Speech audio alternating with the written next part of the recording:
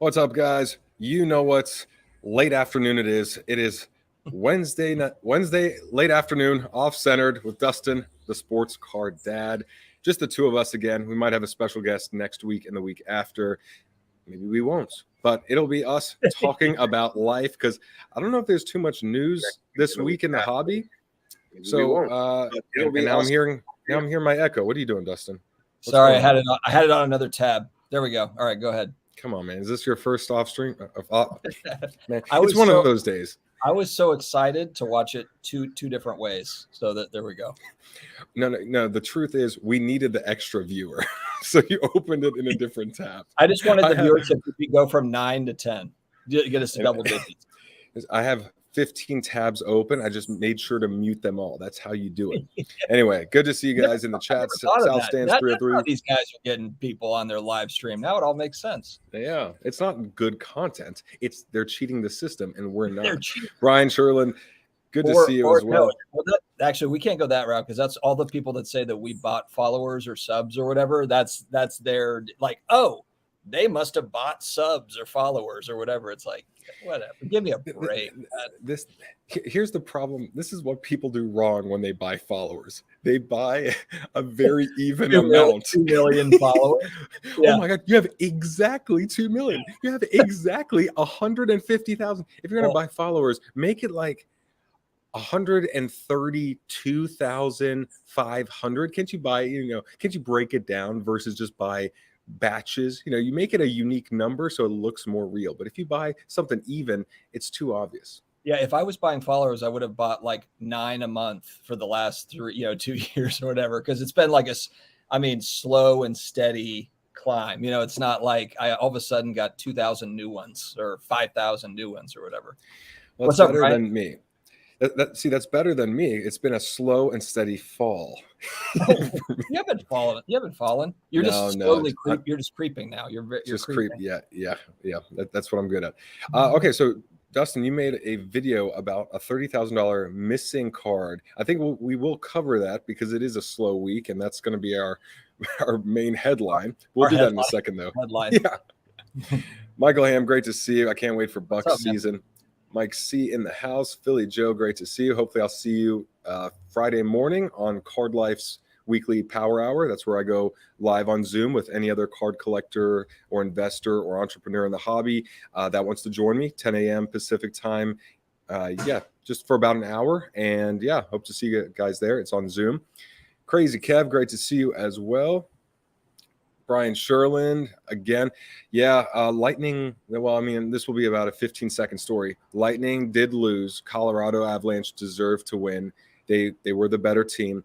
I would have been interested to see if both teams were fully healthy, just because Braden Point was such an X factor the last 2 seasons. He was the number 1 playoff goal scorer in the league, I think 2 years in a row. So him healthy could have shifted the series, but regardless, you win 2 rings and then you make it to the finals again. It doesn't really matter so much when you lose. It's really. Do I have this right to where, like, if we go back 3 or 4 seasons, didn't they have like an unbelievable season and then they lost kind of like first round or something? They were out and then they won 2 titles in a row and then they were in the finals again. Is that how it went? Yeah. So that's insane.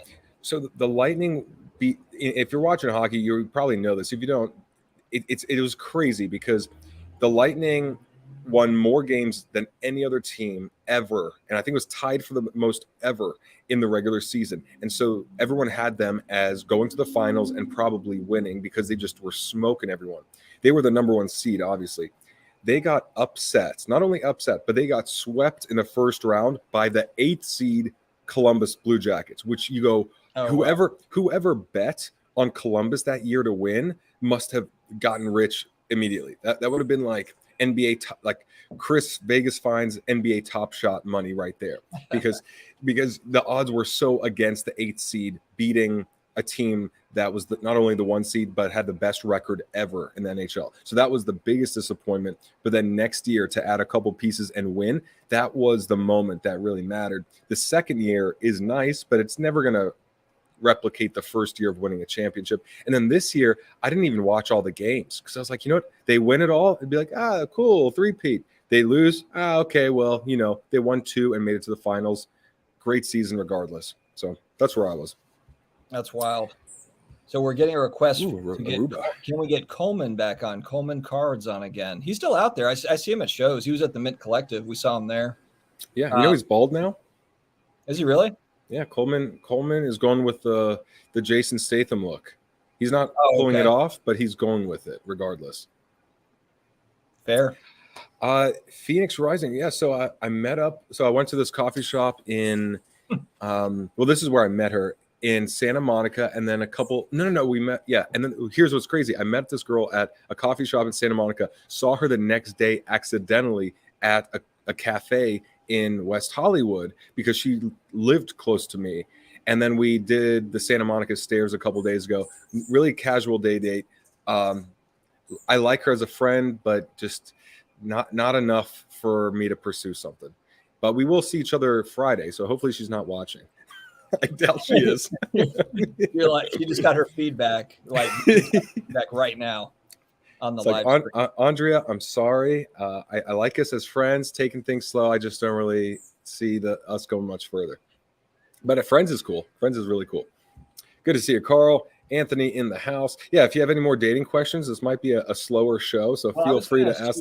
If you want to just talk dating for an hour. What about the modeling this week? I saw you on IG in a car and like driving up to a big house or something. What was that about? It was an interesting job. It was a house that's being listed by this luxury real estate agency, Hilton and Highland. So they have a house that's 250 million listed. I mean, $250 million. So, and then they have several that are 100 million, 150 million, 90 million, whatever. And so this house is going for sale. So if anyone wants to buy an $18 million house in Encino, this is a good one. I've been looking at Encino. I'm glad you brought that up. Yeah, there you go. How many cards do you have to sell? The YouTube card riches. So let's play a game. How many Drew Brees refractor PSA 10s do you have to sell to afford an $18 million house in Encino? With the dollar becoming worthless, the only currency that's going to matter are Drew Brees cards, and I'm locked and loaded. I'm ready for it. Yeah, good for you. But anyway, cool job. I'm waiting for that ad where it's like the Derelict campaign from Zoolander, where you're just, wearing rags, but you're dead serious promoting some sort of a random brand. I'm waiting for that one. That's the one I want to share to my story or whatever you do on there. I'll work on it. Maybe if I look more raggedy, just like let the hair grow out, let the beard grow out, I'll book the job because I'll just look like most of the people on the streets here. You'll age into those roles. Good to see you, Shelly. And I will age into that. Yeah. Shelly, good to see you. It's been a while. Great to see you as well. John Wolf and Global Sports Card Investor. Good day from the other side of the country. Japan, Australia. I saw Aruba. Someone's in Aruba right now. Yeah. I saw Aruba. You've got better things to do than be on. Well, I'm glad Aruba actually has strong Wi-Fi. I mean, stronger than the Wi-Fi I have. Better than LA. Let's see. Brett, great to see you as well. Yeah. I mean, I would have been happy seeing both sides healthy. I think this is annoying no matter what when you're a sports fan, when one of the teams is missing an important piece and you just always wonder. So it's even if you're not invested in those teams, you don't have a favorite, you're just always like, yeah, but I know that guy's really important and I want to see the best of that team versus the best of this team to see how that plays out, especially in a 7-game series versus the Super Bowl where one call, one kick, one muffed punt, one thing like that can determine a game. In a 7-game series, it's always disappointing when one star is missing. And, the best, what's that phrase in sports? The best ability is availability. So right. I understand it's real, something like that. But no matter what you're watching, I'm sure that you'd love to see healthy teams play at the end. Okay. It was there. It was Vegas. It was Chris's house after all. I saw something about World Cups in Qatar, is what Ziggy was saying. But in 2026, it's in the U.S. So I'm definitely going to World Cup. I think they're playing in Boston and Dallas. There's going to be matches in the U.S. So I'll be hitting that up. So plan 4 years out. Yeah, we think long term. Brian, what other ladies would you like? As in, there aren't too many, but we'd love to hear more females. We'd like to hear. You know what? We might just turn this show into like Brad's dates. Let's talk about cards and sports BS for 60 minutes. Yeah, let me know if you'd like that, because that's a nice change of pace. Okay, so tell we matched online. Just join the stream, and that'll be the first date. We'll see how it goes. There we go. Women of the hobby. There we go. Yeah. So we Sam, can definitely.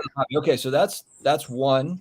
All right, that's one. How about Amber Heard, Brian Sherlin, Amber Heard? I mean, that would be pretty good. Mean, probably in LA somewhere, right, Brad? Dude, you're going to show up. You're going to match with someone and show up, and it's going to be Amber Heard. And you're going to be like, what do I do? And no, I wouldn't recognize her. I'd be like, oh, you seem nice. Yeah, Brad's like, I met this amazing woman. Yeah, it's weird. She just asked if she could borrow $8 million from me. I don't know why. So tell us about the one headline. The only thing we got really is this $30,000 card. So tell me the whole story. Basically dissect your entire video, and then we'll go from there. So what I kind of took away from it was both sides acted in good faith, and the card was lost through USPS. Is kind of the way that I've read it. Sorry. New segment. I hold up. Yeah, off center is going to be changed. We're rebranding off center. Yes or no? No. Okay. Yes or no? Literally. Okay. You just scroll through 1,000 pictures in an hour, and then we head out. So $30,000 transaction. First Bowman baseball prospect. I had never heard of him, but I don't follow baseball, so that doesn't mean a whole lot.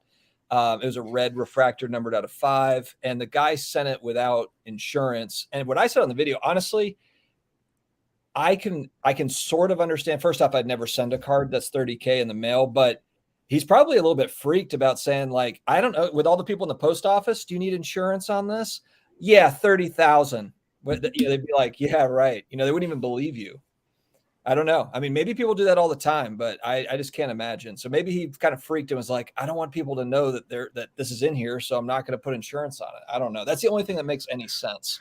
Other than I would drive it to Antarctica through the ocean.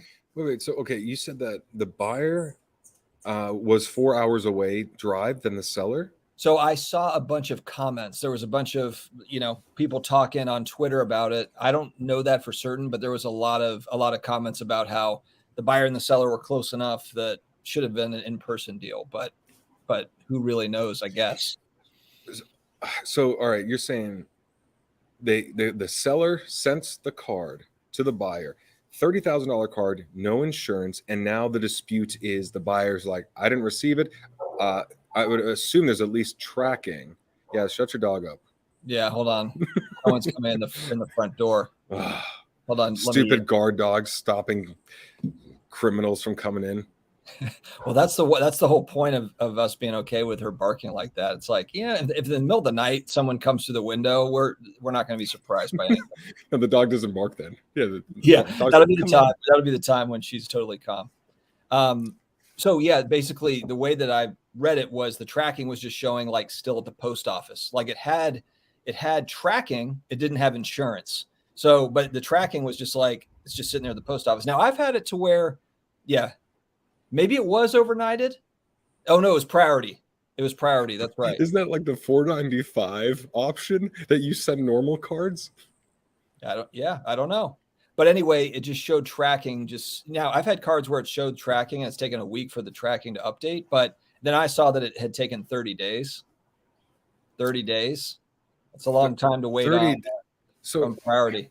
So I know that when you ship a card, you can get the tracking from the post office, and then sometimes they don't scan it and it actually just kind of disappears, or it's just not scannable. As in, I don't know if you guys have ever sent cards where you print the paper out, put tape over it on the package, and then it just doesn't scan right. Like they can't read it. And so it says the label was created, and then you just are like, where is it? What's going on? And then it just a month later appears. So what's happening? Do we know if the buyer is getting their money back? Well, the whole point of my video was let's find the card, because I was thinking like, let's put it out there into the universe. Not that I'm the universe, but at least it goes out. There's more eyeballs on it to where, it doesn't show up at a show next weekend and get sold again and sold again and sold again. Well, the good news is that because when you said $30,000 card, I said, well, there's not that many cards that are 30,000. So it's one of those very traceable cards where I'm sure you wouldn't crack it. I mean, like, look, you can crack it and resubmit, but if it's numbered to 5, you know that, hey, it was 3 of 5, it was 1 of 5, it was whatever. That's the card. You know that, unless, I mean, I think it's happened before, in case they, like, if they made 2 3 of 5s of a single card, they screwed that up, and then you have duplicates of a serial numbered card, which I believe there was I think Jeff did a video of a Dak Prescott that had that, but that would be autos or something like that, but that's really rare. But if it's a card that's that rare where you can't even crack it and resubmit without it being traced because it is serial numbered and only to 5, then you know you're going to find the card at some point. Like, it's going to pop up somewhere. And if it's that valuable, someone is going to surface it to make money. Someone, like, what are you going to do? Just, hey, I want to steal this card, but I'm not going to ever resell it. More than likely, if it's a prospect, you want to get rid of it soon, more than likely. And then you're going to want to get rid of it at some point. So even if it's 5 years down the road, it's like, now this guy's a superstar and the card's worth $1 million. All right, great. Well, now it's $1 million theft. Yeah, you would assume it's not going to pop up on PWCC or Golden anytime soon, but I guess you never know. Okay, we're done with that story. Anything, oh, dude? Hobby Bucks. Okay, for one, at least you have more of a respectable picture than Pikachu looking at a very strange and for the silhouettes. Record, we did try to get Boris on tonight. So what? My invite must have been lost in the mail. I've got receipts, my friend. Let's bring it up. Let's bring the invite up on the screen. Now, don't tell me you actually have a letter that you could. Hold on, let me get this written letter that I mailed out. Yeah. But you didn't put insurance on the letter. It got lost. There's no insurance on the damn letter. Let's take a look here. Phoenix Rising 2430 says, I had my package sent to me by a reputable breaker towards the end of the shipment. The postman forgot to scan it and didn't show on tracking. It was still delivered. Yeah, that has happened several times before, where I've sent things out and I can't see the tracking information online, but I never get any requests or emails or messages from any of the buyers. And I'm just glad, because I'm assuming they just didn't scan it. And I think during COVID, it was shortages. There was a lot of stuff being sent because people weren't going out doing things or buying things in person. So I think there was a big shortage at the post office. So I wouldn't be surprised if that's the case. Hobby Box. Yes, this week in general, just not good, but I'm definitely open to doing one. So, and yet here you are, Boris. Yeah, you dude, you're doing nothing. What are you doing right now? I hate when you lie to us like that. Yeah, man. Yeah. No, you're being called out right now. I want to see if the beard is still going, or did you do like Sasha T and kind of just you shaved off some of the beard? I want to see what's going on there. Yeah, well, yeah, maybe that's it right there. He has a booking fee, but I'm not going to give you the $4 you're asking. So screw you. Is Brad in a mansion? Obviously. Yeah, that's an original painting back there. What isn't that something? Isn't that a Van Gogh or? Yeah, one of those. Yeah, one. I forgot. I have so many different art pieces. I always forget. The great value version. What was the card anyway? It was a prospect of a baseball player that will probably not pan out to anything. Yeah, First Bowman Corbin something. Okay, there was something regarding Prism football, and it wasn't this, but let's go over this. Prism football being the biggest waste of money of 2022. Well, the second part is absolutely no matter.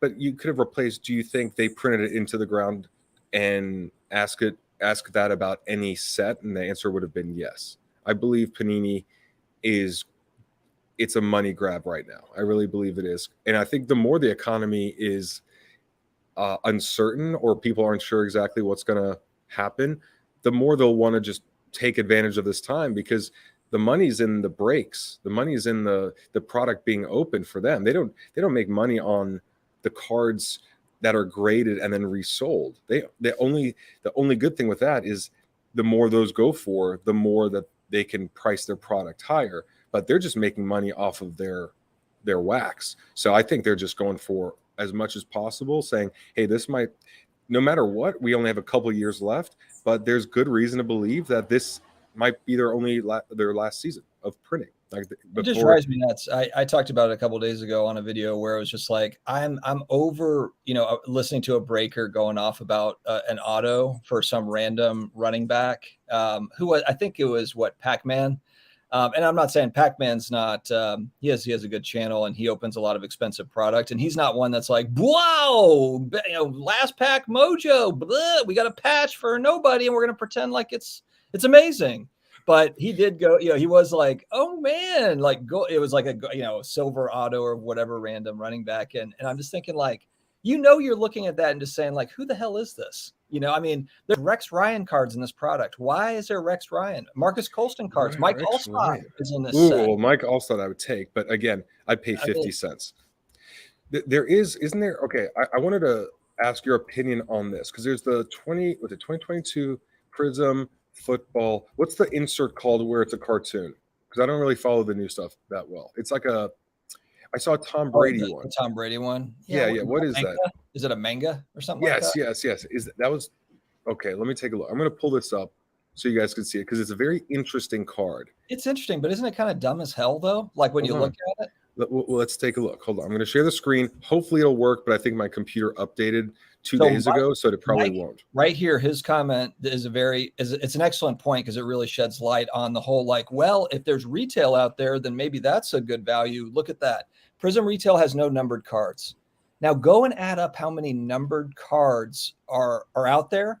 It's an absolute truckload of numbered cards. So if Prism retail doesn't even have the numbered cards, I mean, as you can get as many, Rex Ryan bases as you'd like. I mean, it just like at least if the retail had some nice hits in it, then it would be like, okay, we're chasing after something. There's a chase. There's literally no chase in the Prism retail. That's huge. Yeah. That's huge. So it doesn't matter if it's $30 a box instead of $1,000. Well, you're just throwing away $30. Again, unless you are collecting like whatever you're trying to collect Rex Ryan stuff. Great. Mike Allstott. Cool. Collect boxes. Just collect the box itself. Or you just want to open packs. Fine. That's fine. But I mean, I think, look, this is one thing that I think Fanatics will do just because they are built this way. But I don't know why Panini. Look, there's the issue of printing too many in parallels, right? We have too many parallels, too many numbered cards. And now we're talking about the product on the shelf of Target it's just sitting there at Target. And it's a desirable product if it had the chase cards. But why does it have to be a chase card? Why can't it just be there's no chase cards here, but win 2 tickets to the Super Bowl? And it's very rare, but there's something to chase, right? Like, I mean, at least something to make opening a box of cards interesting if you know that the super rare cards aren't going to be in there. Maybe there is something else that they could put where just win an autographed jersey of Trevor Lawrence. And it's okay, well, maybe that's interesting enough for someone to buy the box versus, hey, there's nothing good in here. Buy our stuff.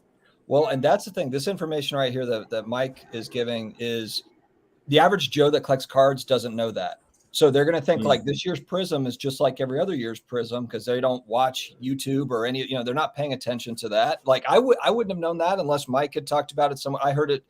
I heard that as well. But that's the whole point, though, is like the average person's not going to have any clue as to that, and they're just going to get whomped. I can't. I'm over it. I'm so over it. I can't stand it.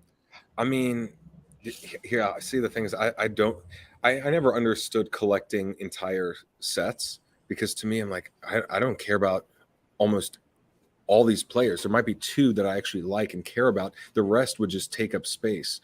But that's the way I look at it. I'd rather have a few cards that I really like, unless it's like for flipping purposes, but just a few cards I really like than any card that I don't like. That's just me. There's not a lot of things you care about in general, though, if we're being honest. You know what? I don't. And Tom Brady cards are too expensive. You don't get attached to anything.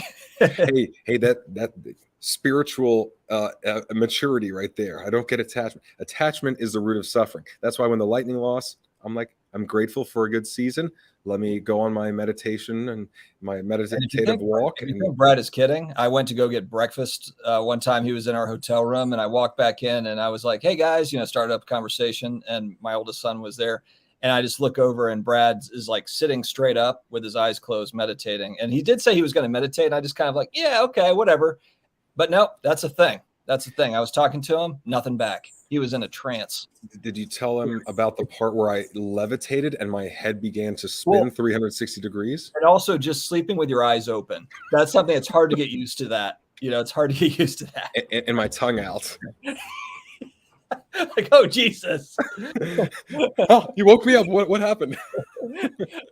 Oh, God. I thought it was a nightmare, and then it was reality. Hey, I'm manifesting more Hinge dates, okay? Let me do my thing. Last night, one of my girlfriends texted me that it's a full moon, so she's like, manifest. This is LA talk, by the way. She goes, it's a full moon tonight, so this is the time you want to manifest. So I'm like laying in bed doing all my meditations, visualizations. And one thing that was interesting, a girl that I dated a year ago, very briefly, actually, she had ignored me on Instagram for pretty much the last year, and vice versa, because it was kind of like a weird little split. And then this was the first time she watched my Instagram story in about a year, and I'm like, ooh, that's interesting, because I thought she'd muted me. And again, very petty stuff. This is me as like a high school student. I don't want to hear about the backstory about what got you muted, but anyway, keep going. Okay, I want to show the picture of this manga card. But anyway, I don't know if that had to do with the full moon, manifesting, visualization, whatever. I'm going to start using that with my wife. Hey, babe, I'm manifesting some things, so if you could just kind of stay out of the way while I manifest. Are those all different mangas, or is that just a picture of the same one? That's all the same one, but are there different manga cards? Because like, look, if I look at this, oh yeah, I know. Are they numbered or what? What's the story there? I don't know. Yeah, they're. Let me see. Go on Comsy. Go on Comsy and see if there's one so we can see the back of it. Okay, hold on. Yeah, let's take a look. See if it's in Comsy. You go on eBay too, Comsy or eBay, whatever. Oh, cool. I sold one of those. And what's interesting, I've noticed a couple of these Fanimation cards selling, and I wonder if that was tied to the manga card, because this was a card I saw in like back in 2020, and I thought, well, I think there's a chance that this takes off, even though I don't think it looks good. It does remind me of a Saturday morning cartoon, so I wonder if they were inspired at all by that. Let me see here. 2022 Prism manga. More credit. Jeez. Yeah. So nothing popped up there. There's got to be one on eBay. Okay. Oh, you know what? Just put Prism Manga. Don't put 2022. That's probably what's screwing it up. Is it not 2022? Is it 2021? 2021. Oh, no. See, it didn't work either. All right, eBay. Let's take it. It'll take 30 minutes of the stream just to pull one up. Let's see. Oh, okay. So we got Justin Herbert there. For 14 G's. Wow. Look at the back. This one. This one's already at. Okay. I don't think it's numbered. I don't think that it is. Let's take a look, guys. That is hideous. Yeah. He looks almost like the border's cool, but the picture. I mean, it looks like Orlando Bloom is trying to play football. Wow, it's not numbered. This is like unreal. Like a Mosaic Genesis. So we have no So we have no idea how many mega rare. We will see. Honestly, we'll see. But when you see mega rare in a listing, just move on. Like if they have to put that, then something's off. Yeah. If it's like if someone says, "I'm going to be honest with you," it means they're about to lie. Yeah. Honestly speaking, nope. Get the hell out of here. You're lying. Yeah, you lost me. Okay, so what do you think of the aesthetics of that card? Because it's very unique. We're seeing the kabooms. We saw, what else did we see? That was kind of. If there's a balding Drew Brees manga, then take all my money. Take all of it. Mega rare, going for $18. Well, the Tom Brady one. I just don't like the look of them, to be honest. Like I just don't like the look of it. See, I do, but as a $10 card. As in, if I'm going to share this picture. For me, well, I think that's a problem with that card. Is if someone told you this is a $10 insert card or this is a $10,000 card, you would believe that this could be a $10 insert card. Yes. Well, yeah, for sure. If it didn't have anything shiny, I would 100% say $10. The fact that it's shiny, I would say $50. They should have made these one of ones. If it's a one of one on it, then fine. Then if you're gonna, the one of one Tom Brady is $5,000 or whatever, then okay, at least I still think it's a JIP, even if it's a 1/1. I think it's a JIP, but at least there's something to it. Or if it's autographed. If Tom Brady looked at this and autographed the card, I think it'd be pretty cool. The thing I like is really just these Infinity Stone looking things, because it's supposed to be him and the Super Bowl rings in a way, but it looks like Infinity Stones. So the fact that it reminds me of Thanos and Avengers combined with football and Tom Brady, I think is pretty cool. I wish it was the glove. I think it'd be pretty cool if they really went all out. He put, well, damn, 1/1 would be like $2 million. If there's 1/1 on the back of that thing, Ken Golden would be on Mars. He would take a spaceship to Mars and video from there.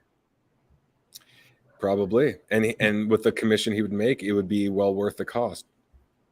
Yeah, I like the card, just not at these prices, man. It's just, and it's not even numbered. And so we won't even know what mega rare means until a year and a half from now. I guess question though, Michael, going back to Michael Ham's comment about no numbered cards in Prism, our manga or in retail, our mangas in retail. So I guess that if a manga is not a numbered card, are those in retail? Because then I guess that would be an expensive card you could potentially find in retail. I don't know. Yeah, if someone has the answer, let us know, because I do not want to look it up right now. So I have not seen this either. Tom Brady does not have any autos in Flawless, National Treasure, or Panini One. Yeah, and you're saying he does. Because and the reason why I know is because I went looking for them just to see, like, I wonder what these cost. And somebody had literally like bought 20 of them, and they were the only ones on eBay. And it was the same seller that had like all 20. I don't remember if it was National Treasures or if it was Flawless, but they were patch auto cards of one of those two. And they were all like $200,000. Buy it now. Well, let's talk a little bit about the logo man.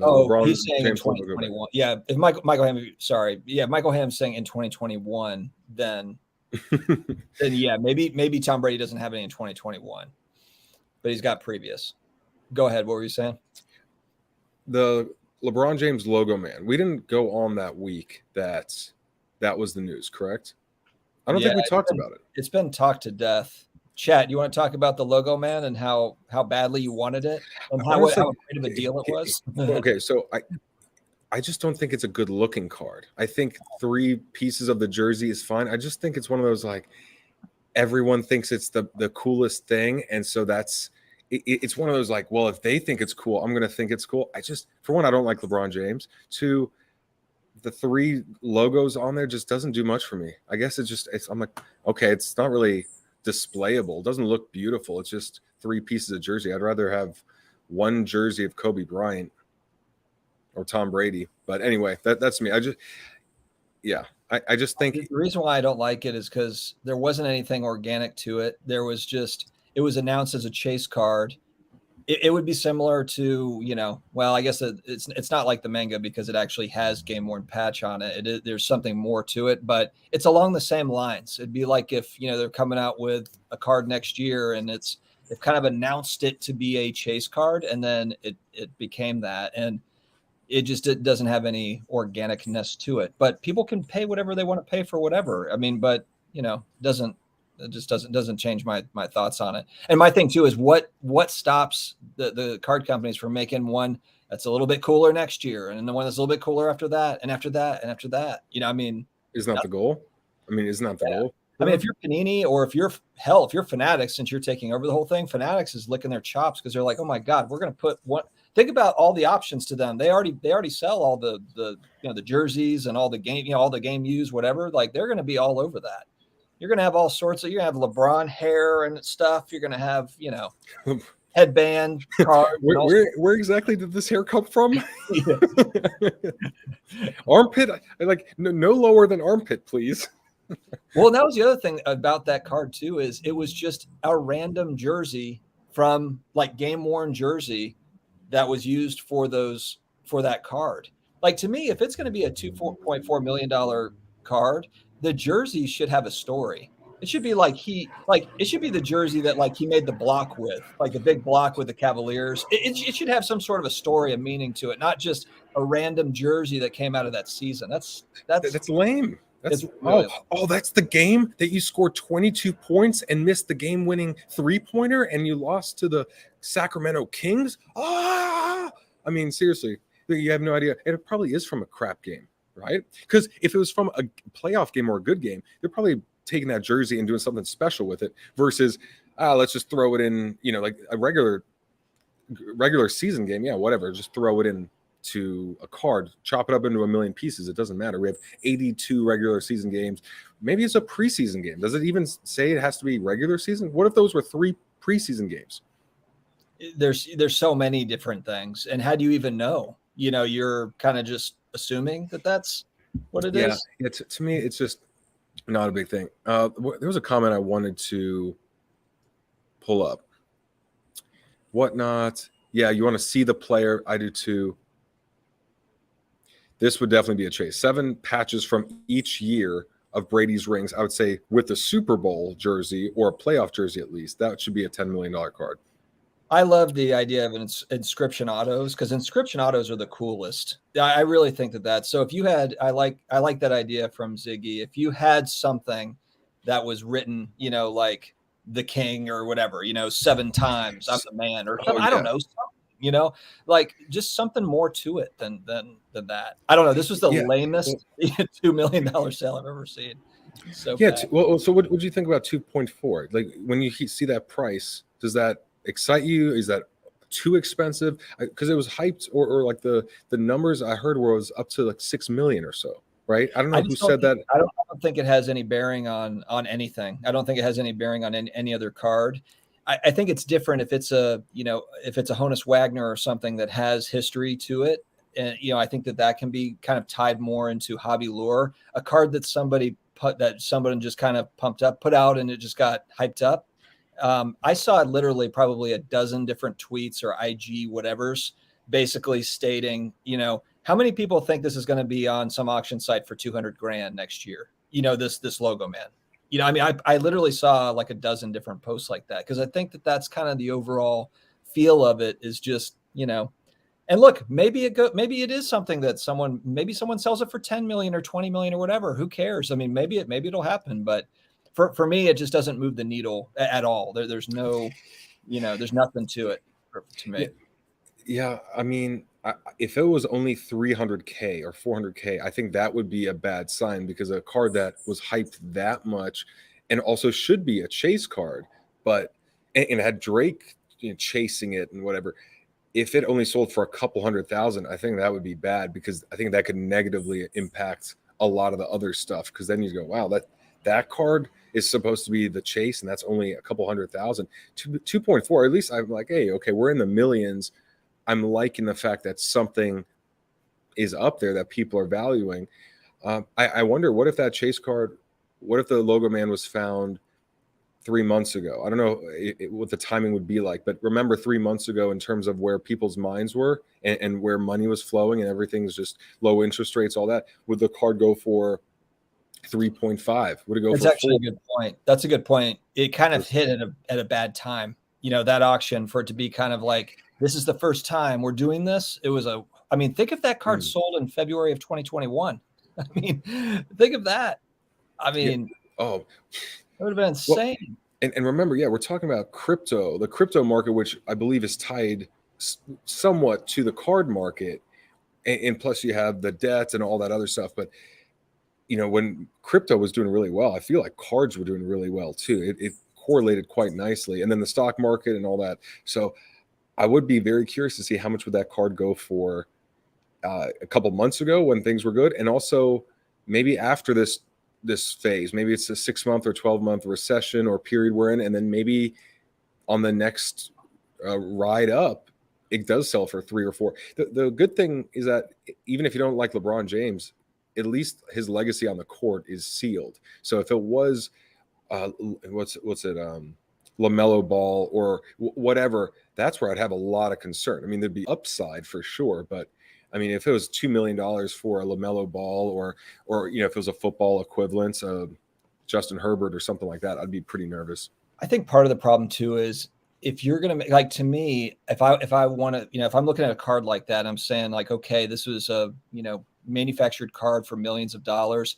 it's got to have a story to it. There's got to be something like with the jerseys with some sort of inscription, whatever, but there's got to be a story behind it. And, that's the thing where here's the problem though, is would they rather just the actual jerseys that do have stories, the Jackie Robinson jersey that's got blood on it from or dirt when he was playing in 1950 or whatever, are they going to really cut that up and use it in cards, or are they going to sell the jersey itself for $10 million? So I don't know, like, they're going to have to figure out a balance with that and figure out kind of how they're going to do it. But they're going to have to me, that was kind of a trial run, but I think that's where it's going to go. I would assume so. Because if you're Ken Golden has got to manufacture a story, about like what this is. It'd be a lot easier if the card just had a story. You don't even have to you don't have to you talk about it. It's just there. This jersey is from this game, whatever. This, it's a piece of the ball. It's a piece of the shoe. It's a piece of whatever, where he won the dunk contest, where Jordan won the, whatever. Like, have the story. It's got to have it, in my opinion. For sure. And well, look, Ken Golden, he's the figurehead of his company. His job is to represent the clients, and the client says he did a great job. I mean, whether you like Ken Golden, don't like him, his job is to market the card. That's it. Well, and it's kind of like a lawyer is there to defend his client and make sure his client wins. He's not playing the judge. We're playing the judge. We're the ones that looks at it and has to say, I think this is hyped. I don't think it's worth this amount. I want to go elsewhere, or I think this is fine. But just like a lawyer or anyone defending their practice, they have clients, and it's like, hey, my job is to sell this. A real estate agent, my job is to sell my client's home for the most amount and the best terms. That's his job. And then when he's being brought on to find a card, it's, hey, find me this card and I want to pay this amount. And then now the tables turn in terms of how he has to approach things. But same thing with Whatnot promoting, thing with everyone promoting. We are the judges at the end of the day. So we have to determine, okay, you're trying to market it, you're trying to hype it. I get it. I just don't find it valuable. He's not a source of information, objective information, when he's selling the product. Just like I wouldn't go to a BMW dealer and ask him what the best luxury brand out there is, because the answer is going to be BMW or something on his lot right then and there. And the thing with this sale is there's a lot of people that are saying, like, why do you care what the logo man sold for? It doesn't pertain to you. Like, Brad, Dustin, why do you care? You don't have the money for that card, blah, blah, blah. And that's fine. And that's true. You're probably only talking about 15, 20 people that were interested in the card, if that.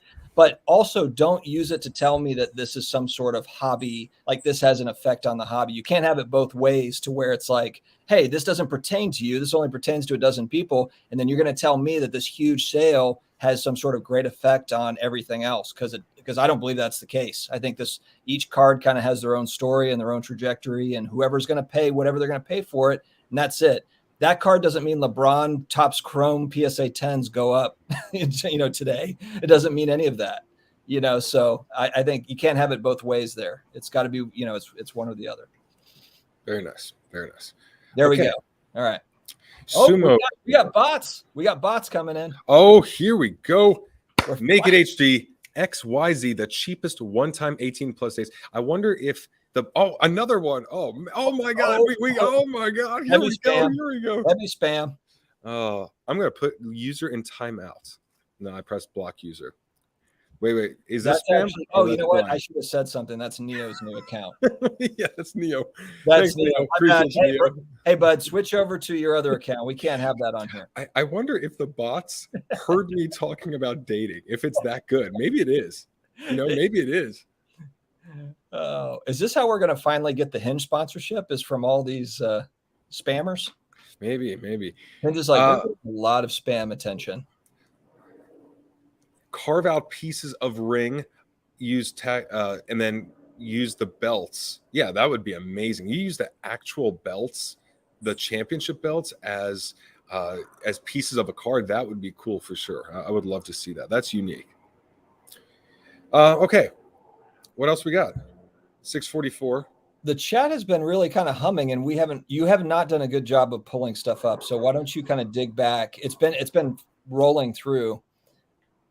Guys, we've got 15 minutes left. Throw in some different things. What sorts of things do you want to talk about here in the last few minutes? People in the hobby are becoming more attuned and cautious of pipe. Yeah, for sure. And the Yeah, overall all the time. economy, I think, too, has just got people like, hey, I'm just need to watch things. It's a little bit tighter. That's it. Prism basketball. Well, I also wonder if Walmarts and Targets have the products, is it because flippers aren't there to buy and flip? Now you only have people there to buy and open, and that's why you're actually getting available inventory, and maybe they've upped the inventory threefold since 2020. So they tripled the supply, and now all the flippers are actually have jobs or are doing other things for money, and they don't have to rely on it, and the profit margin's out there. Back to jobs. Yeah. Oh, We're getting calls to show cards, or what are you excited about? So why don't I do my mail day thing that we were talking about? I can just kind of show. Yeah. You bought you bought a toy for yourself, right? I'll show a few unique items here that we've got. Actually, do I have it all? Do I have it all here? Yes. Okay. So first one that came in today. Breeze. It's kind of that red yellow Panini logo one. I like 2014 and 2015 Prism. $80 PSA 10s. Yeah, it's nice. Yeah, I was going back and forth with there's a Tom Brady PSA 10 as well that I don't know if it's still there, but I was trying to negotiate and they were not negotiating back with me. So that one's probably still there. Card show in Raleigh this past weekend. What? All right. We got another one. Timeout's up. We're back. I think timeout's only 5 minutes. So no, I blocked, but it's a different one. In fact, I blocked, and yet how's this comment still here if I blocked him? It's Neo and Flippin' Steve. Dang it, Steve. Guys, just go on your regular accounts, okay? Seriously. I know we said we wanted to show more viewership today, but that doesn't mean that you'd throw all this stuff into the chat. Anyway, all right, so Raleigh Card Show. Mark McGuire, Ricky Henderson, autos, Topps Definitive, Topps Definitive, and Diamond Icons. I'm doing terribly here. Okay, I've never even heard of those sets. I don't follow baseball. I haven't even heard of that though. So Topps, these are kind of like the flawless for Topps for baseball cards. So yeah, that's the flawless for baseball. Kind of. Yeah, I mean, Flawless also makes baseball products that are not licensed, but Ricky Henderson has such a nice auto. 1961. You know what? I actually have a question to bring up based on the fact that you brought up baseball cards. And you bought something else, though. You want to show the other thing you bought? Yeah, so story behind this next buy. Some people are going to be like, what? But I'll explain. So I'm an 80s. Always a story. I'm an 80s kid, 80s, 90s. I was born in 81, so I had the benefit of both decades, awesome decades, the 80s and the 90s. When I was a kid, He-Man figures, all the rage. Moss Man, in box, 1984, 85, roughly. Really hard to find these in box in good shape. So the story behind Moss Man, and actually I sent it to my dad, but my dad was in the Air Force and he was always out of the country. He would be gone for months at a time. And there was one time where he came home, and a lot of times what he would do is he would put like toys in my bed. So I'd like wake up to it, and then I would kind of like feel it and be like, oh my God, like Dad's home, whatever. And he had put Moss Man like in my bed when I was a kid. I was probably 7, so that was when I sent him the picture and he was like, whoa, that's crazy. I remember buying that for $4, like how much was that? 1985. It was more than that. Less than $200? It was 50,000. No, it was $200. Okay. Yeah, but it's not easy to find those still in the box in good shape. And I also found an original He-Man one too from 1982. So those were kind of the two that I was looking for. So they're in my office. So yeah, He-Man figures, baseball cards, Drew Brees. Nice. Okay, there is a topic regarding baseball that I do want to cover because there's a couple interesting things with baseball, and it's actually kind of a deeper topic. So I'll bring it up. Maybe we save it for next time, but I do see Nick's question here. Anyone buying low on football to hopefully flip in September? I'm not. I have plenty of football. I'm just too lazy to list and sell what I have. I really am. So I wait for the player like Deshaun Watson to actually make headlines, like he signs a monster contract, to finally go, oh, let me list. And then because I bought January 2021, which was it wasn't the peak, but it was definitely far from the bottom, very far from the bottom, but definitely not the peak. Break even's my goal on a lot of the football stuff. So, and I thought, this was off season. This was way off season. So, I'm not going to be doing that at all. I don't know. You? I mean, I know you don't, but like in terms of buying football now, are you more focused on football now? Because I would imagine this is the best time. The draft is over, but we're far enough away from training camp to actually have a little break. Yeah. So the only reason I would, and actually, so I don't want to go off on too much of a tangent, but I've actually been thinking about modern basketball stuff, especially like Luka stuff. I've been watching, like, for example, his Silver Prism, which I know is not, it's not a super rare card, but the PSA 10 Silver Prism was an $8,000 card at its height. And now it's sitting at about $1,700, $2,000. That's a card where if it went down to $1,000, and there's about 2,100 of them, I don't know if it would ever go down to 1,000. But hell, I remember the base Luka got up to the base Luka PSA 10 got up to $2,200. If the Silver Prism, got down to 1,000, I might be tempted to try to grab one. I don't think it's going to get that low. Maybe though. I don't know. I mean, but he's kind of that one prospect that I just like. If I was going to buy a basketball prospect, even over like a Jason Tatum, or some of these other guys, I've got a few Booker cards. If I was going to prospect, I'd probably go that route. With football, the one thing that I noticed, because I got a Johnny Unitas rookie card at the Raleigh show, and I ended up trading up. I traded Steph Curry and Tom Brady cards that were just kind of either duplicates or lower end, nothing crazy, like $100 cards, $150 cards. And I traded about $700 worth towards a vintage card that I wanted, so I kind of wonder, like, I would almost maybe take that route of, does a dealer have a card that they can't really move that's a $2,000 card, and you bring to them things that are more easy to move for the more rare stuff that a collector has to buy it, or, you know what I mean? Like, there's just a lot of cards like that where they're awesome, but not everyone's buying Joe Namath autos. They're not. I like them, but a lot of people just think they're boring as hell. Yeah. Or it's a weird combination auto or whatever. I mean, there's going to be opportunities like that. So I don't know. We have to answer this question. It's a $10 super chat, and I think he's actually asked this before, and I just didn't have anything for him. 5x7 cards. Go. Okay. I remember having a couple of them. I believe they were 5x7. It was Topps Finest Kobe Bryant's, and there was the normal size, and there was a bigger size. I can't say for sure it was 5x7. Maybe it wasn't 5x7 because that sounds big. But maybe what are examples? Let me see if I could pull up. If we can get some examples of these. It was a jumbo. That's what it was. It was a jumbo card, but I don't know if that was the size. We're not talking about tall boys, right? We're not talking about like 69 Topps basketball. No. I wonder if there is a picture. It was 4x6. So I'm looking at one right here. So I'll pull it up because it's a cool card. Take a look here. Pull up 5x7. Well, I mean, I looked up this exact Kobe card, so I don't know what. Let me take a look at what 5x7 looks like. Let me see on comp, see if there's. Actually, I don't know if I'd search 5x7 and it pull up anything. Oh, okay. Well, it does, which is good. 5x7, but we wouldn't be able to tell. I mean, look, I'm just looking at cards right now that apparently are bigger, but it's not like I can really see any difference. They're just bigger. I like them. I anything that's more displayable. Can you pull up he's asking about a recent 5x7. I need an example. So, I mean, look, here's what I got for you. Let me hide this. I appreciate it. Michaels. Here we go. This is a 5x7 on Comp C, and let me go to. Well, and also specifically, what players are we talking about? I think the player is probably more important than the size of the card. So this is a Michael Jordan 5x7 Goodwin Champions, which it's actually nice to see Michael Jordan in a 2021, card. I didn't even know this existed. What's the draw to these jumbos? I mean, the only thing I can say, if we're talking about vintage, sometimes I'm trying to think of what are they Sport Kings on the vintage side.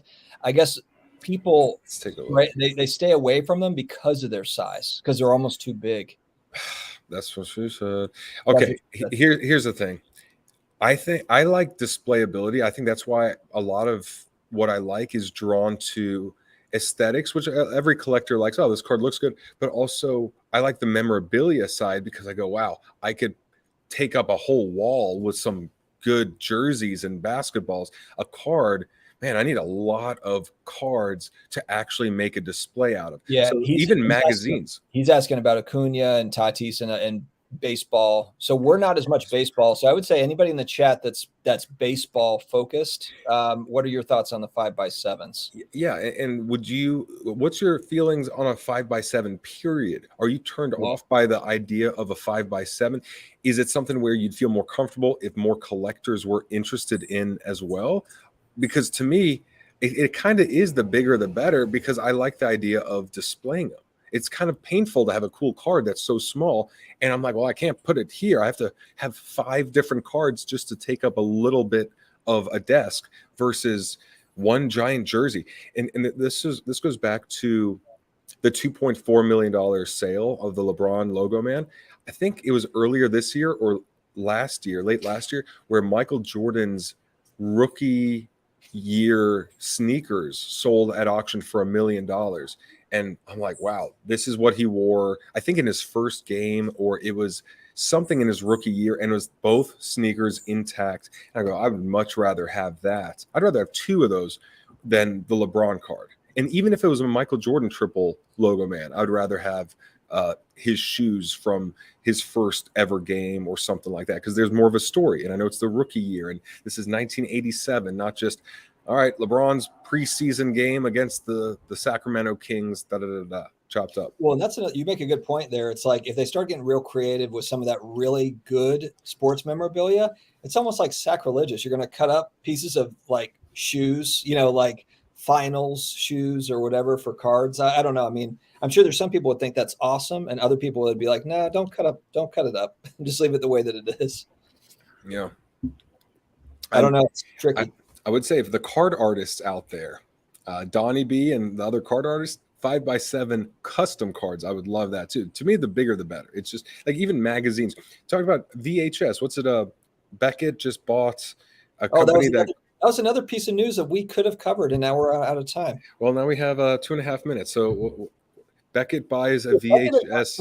They had announced that the new CEO had announced that they wanted to dive into other collectibles, and they mentioned VHS and sneakers were 2 things. And they just bought a VHS grading company or whatever. They bought something with VHS. Yeah. Well, okay. So why do you think that's the case? Why do you think they went after this? I have a theory. Well, because PSA doesn't grade them, number one. So I think that maybe it could be like, okay, we can own that space. That's a space with a big game. That I'm just guessing. This is me spitballing. Yeah, that's just me kind of spitballing. But it could just be like, hey, we want to. I think there's 1 or 2 grading companies on the VHS side, and I've seen a lot of people kind of laugh about it. Like, oh yeah, right, VHS. But if it turns into something big, and Beckett kind of got in on it early enough, they can get ahead of any competition.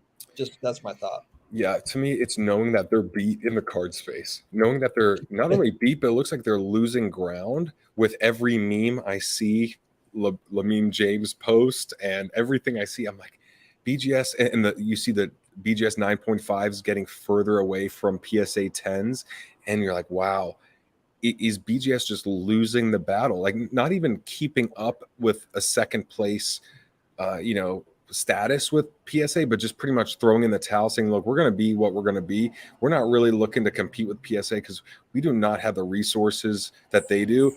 People are still going to come to us from time to time just because of our name. We've been around, so we're not going to go insolvent, but we're just not going to be nearly as ambitious here because PSA that's what they care about. They're going, they're putting all their eggs in that basket, and they're doing a great job.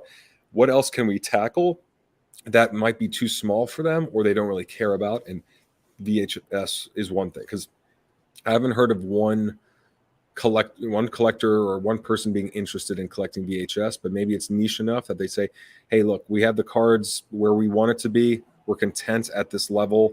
Whatever business we get. We're not going to try and do any fancy moves, but let's just focus on some other things that are underserved right now, or that we have an advantage in and we could be a first mover in. So I disagree. I think Okay. that I don't think that Beckett has given up. I think that they're going to still be a major player in the card space. I hear you. I think maybe they're like, okay, well let's branch out a little bit, but I wouldn't say that they're done yet. Let's just see. I mean, they haven't had the last, as far as communication, everything, they always get made fun of because nobody's out front talking about anything, but they still have a very popular slab. There's a lot of people that like Beckett slabs, and they have a brand name. So, we'll see. We'll see what happens. The baseball topic I was going to bring up. Okay, so look, check this out. This is actually we'll just end on this. I don't know if we want to dive into it because it's a bit interesting of a topic. Cliffhanger for next week.